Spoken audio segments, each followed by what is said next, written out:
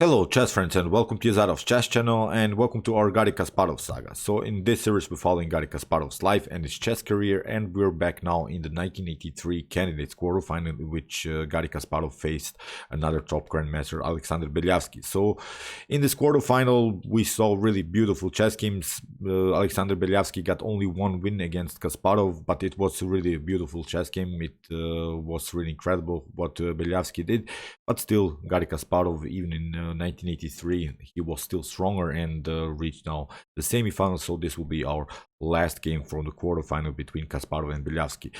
So let's check out now the game. It was an old Benoni game. I think it's also a very instructive one for those who have troubles maybe to play Benoni, old Benoni setups. This is a perfect game, and Garry Kasparov opened here with the move d4. Beliavsky knight to f6, we have knight to f3, and now c5.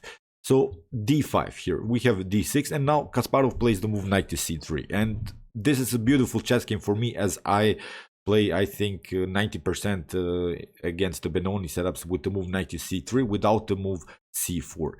This move knight to c3 instead of the move c4 is really important. You see in the continuation why, because there is one path that black would love to do. Black would love to play something like knight to a6 and maybe knight to b4.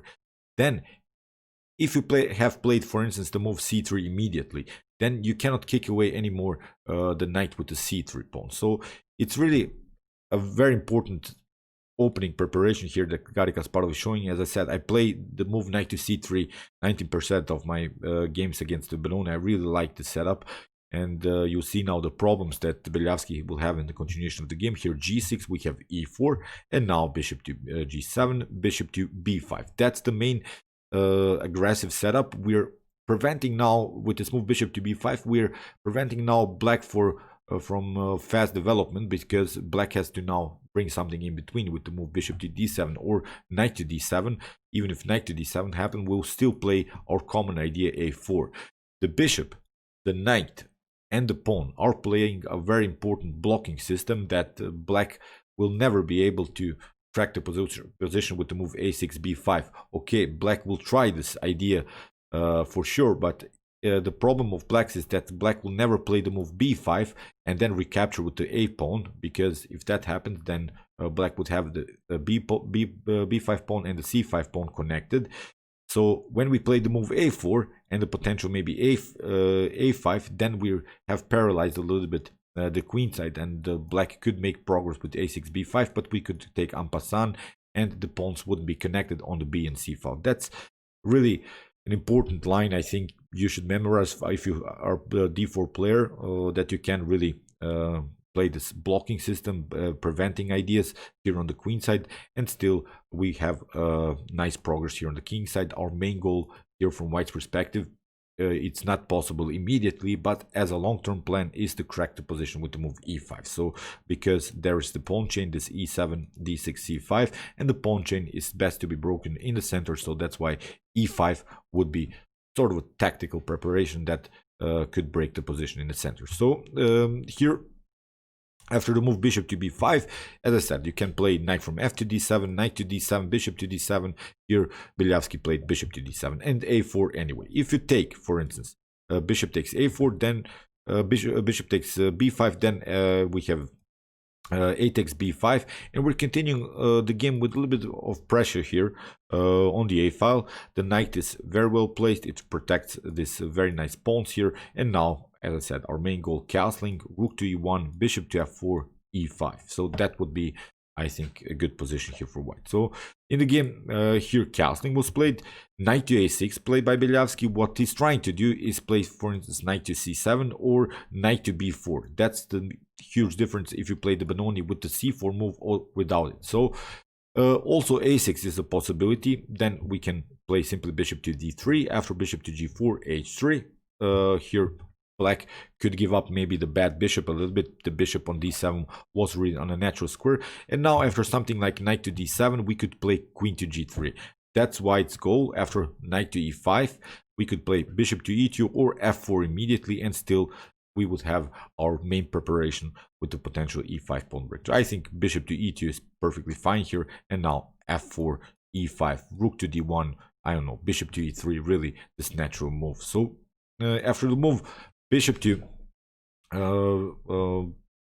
bishop to d7 and bishop to b5, knight to a6 was played, so not this a6 idea by black. And in the game Kasparov played rook to e1, preparing this e5 pawn breakthrough. So here knight to b4. This is this problem of whites now, because the knight is on a very active square. The knight has occupied, of course, our side of the board. We don't like it, and that's the huge difference, as I said in the beginning, with when you play the Benoni with the move c4 or without the move c4. Still we have opportunities to kick away the knight with a potential c3 move. That will be a very important thing in the continuation of the game, because Kasparov prevents now the spinning idea, because after bishop to g4 and the potential bishop takes f3, queen to f3, or you have to take with the pawn, g takes f3, but then you weaken the pawn structure. After queen to f3, you see then the c2 pawn is hanging, so that's why h3, a prophylactic move here by Kasparov. e6. Okay, this is the common idea of the Benoni, to break the position with the move e6, but then you always have problems with your d6 pawn. So here Kasparov plays the move bishop to f4, attacking the pawn, and now we have e5, and now bishop to g5. The pawn structure in the center is really blocked. If we evaluate now the bishop strength, of course the dark square bishop of white is perfectly fine, as we don't have so many pawns on dark squares. You want to have your bishops always on opposite colored squares. You see, even if black now trades off this light square bishop and we get maybe a takes b5 or knight to b5, black is continuing the game a little bit with a bad bishop here. So it's bad thing sometimes in the Benoni. It happened to me many times when I used to play the Benoni or the King's Indian. When the position gets close like this, then I always had troubles with my bishop on g7, although it's supposed to be your best minor piece on the board, especially in the Benoni setups. But now with the move e5, you see the pawn structure is blocked, the bishop is blocked, the bishop doesn't have its common activity. The main strength of the Benoni bishop is the long diagonal, where it could support a potential a6 b5. As I said, the main goal of blacks is simply to push the pawns on the queen side, and with the support of the bishop creating some really dangerous threats. Now the position is too static, and I simply don't like the bishop on g7. So bishop to c8, knight to d2. This is a very important move, as Garry Kasparov could also remaneuver the bishop here to e2, and then maybe to play bishop to g4 after potential bishop to f6, and trading off the light square bishops. But still black is continuing the game with a bad bishop. So h6, we have bishop to h4, we have g5, and now bishop to g3. Although the dark square bishop is now also out of game, but this expansion on the king side is really dangerous. You have several weaknesses here. There is of course this f5 square, also the h5 square is a weakness. In the game g4 played by Beliavsky, and we have now h takes g4, and now knight to g4.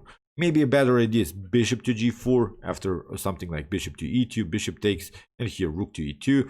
Maybe this is playable, as maybe the knight could go here to h5 and then try to maybe cement it on f4, and if bishop takes f4, then this long diagonal again is open. But still, you see now the king is a little bit naked. I simply don't like here anymore the king's position. In the game after h takes g4, Beliavsky tried knight to g4, but now f3, simply kicking away the knight, knight to f6, and now bishop to h4. Okay, Kasparov has also several dark square problems here in front of the king. Still, of course, with the main protector of dark squares, it's of course the dark square bishop. The knight is pinned, the bishops are controlling both of these very important diagonals. The queen is a little bit out of game, the queen hasn't moved so far. Also, white's queen hasn't moved, but now comes really the main strategy. We want to kick away the knight and get it out of game, because the knight after potential c3 doesn't have good squares. So king to h8, we have knight to e2, rook to g8, and now comes c3. That's the main move, because if we would have played the move c4, then this knight would stuck simply on this very active square on b4. So c3, knight to a6, this knight is out of game, it's a bad piece, and now knight to g3 played by Kasparov, simply aiming the weak f5 square. That was the price, because you pushed your h6 g5 pawn. Now you have left also some spaces behind. You have left also some weaknesses in the position. In the game, queen to f8 by Beliavsky, knight to f1, here knight to h7, and now great move, knight to e3, simply getting a huge control of this very nice f5 square. And you see now this bishop is also endangered after that. If we grab now the bishop, although this is really a funny thing always about the dark square bishop. As an attacking piece, it's not good, but as a defensive piece now in front of the king, it's a good piece. So one of the main ideas is also to get rid of the dark square bishop and then exploit with our dark square bishop the dark square weaknesses in front of the king. So here bishop to f6, Kasparov plays bishop takes f6, knight to f6, and now knight to f5. We have knight to h5, trying to cement, of course, the weak f4 square. But now Kasparov plays a beautiful move, king to f2. Protecting everything, because now knight to f4 will happen and you still have opportunities to play the move g3. That was Beliavsky's continuation. Anyway, knight to f4, g3, knight to h3, and now king to e2. Although it seems that the king is in a weird move, but the king is perfectly fine. We have still a healthy pawn structure in front of the king. All of these pieces are glued together. This knight is out of game. Both of these knights are controlling the f5 square, and now it's time to get use of the h file. And still, you see the h6 pawn is also weakness. Okay, Beliavsky got rid of this bishop here with the move bishop to f6, traded off the bishops on f6. But as I said, when you don't have any more the dark square bishop, then you don't have so many defenders in front of the king. So bishop to f5, knight to f5. We have rook takes g3, a desperate try here by Beliavsky to get something going on here. Knight takes g3, and now queen to g7, here rook to g1, rook to g8, and now queen to d2. In this position, Beliavsky resigned. There's nothing you can do. You could maybe try a check, but it's not a problem. We can simply escape with our king here to c2, where the king would be perfectly fine, and still our main goal remains here, the attack on the h file, followed probably with something like knight to f5, and the h6 is simply unprotectable. So okay, great game by Garry Kasparov. This was now the last game of the quarterfinal of the candidates in 1983. We'll move up now to the semi-final of the candidates, and then of course to the final, and then after that with the World Championship match against Anatoly Karpov and Garry Kasparov. So okay, I hope that you enjoyed this game. I really enjoyed it a lot. Interesting ideas here in the old Benoni setup. If you want to see more Garry Kasparov games, check out my Garry Kasparov saga. Here is the link. And if you want to learn more about chess, you can check out my Basics in Chess series videos, in which I show you opening principles, middle game strategies, and the end game strategies. And you can also subscribe to my channel if you like this content. See you soon with some more videos, and chess is the best, of course.